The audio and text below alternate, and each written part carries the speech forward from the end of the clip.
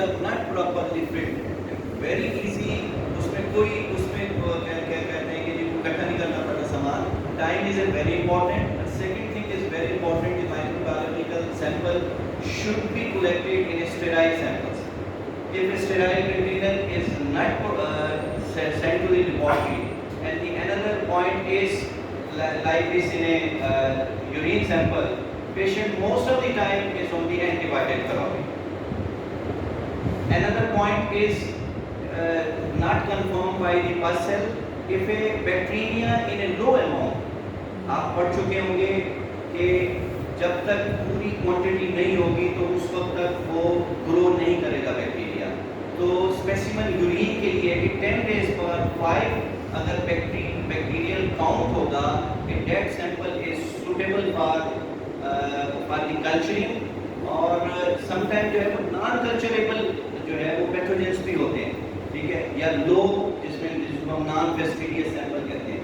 तो urine sample के लिए एक तो properly urine container is sterile container is required.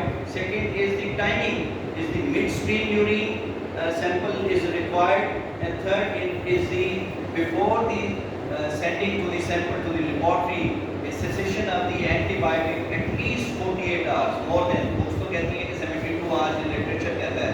तो अगर प्रॉपरली सैंपल जो है वो नहीं भेजा जाएगा तो फिर यही रिपोर्ट आएगी कि no growth obtained after 48 hours of the aerobic incubation. हम इसको पहले 24 hours में रिपोर्ट नहीं करते, इसको दोबारा टाइम देते हैं कि मे भी हो सकता है कि नॉन फेस्टिडियस हो या लो कहेंगे. अगर आप सेल साइकिल देखेंगे जिसमें लॉगरिथमिक फेज जो है वो अगर स्लो होती है कुछ बैक्टीरिया का, या जिसमें उसकी जो ग्रोथ है, टाइमिंग जो डबलिंग टाइम है वो अगर स्लो होता है तो उसमें जो है वो उसकी ग्रोथ आती लेट है.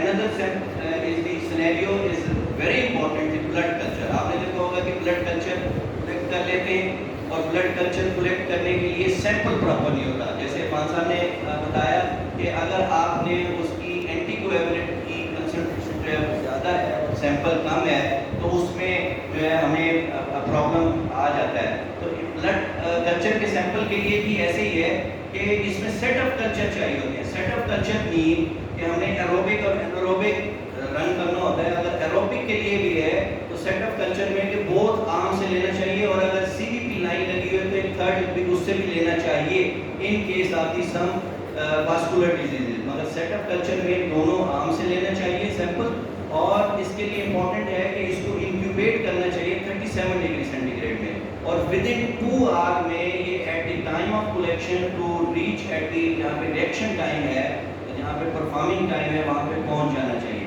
फिर इसके लिए जो बहुत ज़्यादा ज़रूरी है उसमें पेशेंट का जो डाटा है उसमें अक्सर लिखा होता है कि नाम भी नहीं लिखा हुआ था, ठीक है, और ना उसकी एज लिखी हुई होती है. हमें प्री एनालिटिक एरर में जब हमें उसकी एज नहीं मालूम होगी तो मुख्तलिफ ऑर्गेनिज्म रिलेट होते हैं according to the age. And another point is febrile illness, fever ही नहीं है, पेशेंट को फीवर ही नहीं है, एटलीस्ट मोर देन 24 आवर उसको फीवर होगा, बैक्टीरिया होगा तो आगे उसके ब्लड के अंदर जो ऑर्गेनिजम्स मौजूद होंगे उसको हम जो है वो कल्चरेबल कर सकेंगे. हमारे यहाँ इस वक्त ऑटोमेटिक एनालाइजर मौजूद है, और इसके अलावा वो हमें बेस्ट क्विक रिजल्ट देता है. जब तक हमें ये सीबीसी में उसकी इन्फेक्शन की इंडिकेशन नहीं आएगी, सी रिएक्टिव प्रोटीन और एंटीबायोटिक जो है वो हिस्ट्री नहीं होगी. होता ही है कि मोस्ट ऑफ द टाइम 99.9% जो है पेशेंट जो है पता करते हैं कि जी अक्सर कहीं लिखा भी होता है हिस्ट्री में कि जी 98.9 उसका टेम्परेचर आता है, एंटीबायोटिक पे पेशेंट होता है.